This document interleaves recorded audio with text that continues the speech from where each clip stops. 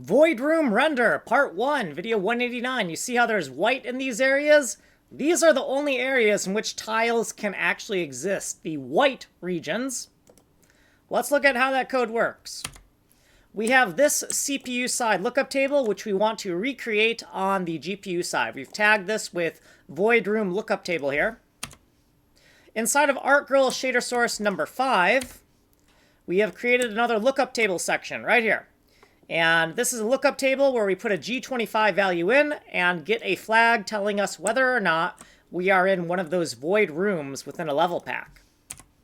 Further down, we have a variable for if we are in a void room or not right here. I also put it here because I wasn't sure where it belonged, and it actually belongs on this line.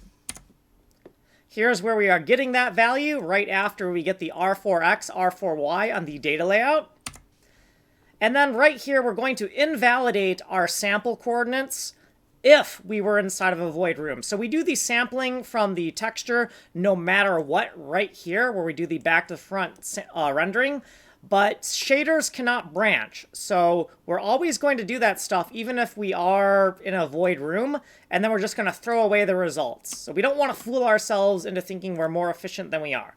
So if we are inside of a void room, then this flag for if there's any data, we're just going to throw it all away. And if we're not in a void room, then this value will stay whatever value it currently is. Here's what we did previously, and here's some footnotes, and then here's what we did in this video. So we're just going to not render tiles in void rooms. That's all we're doing.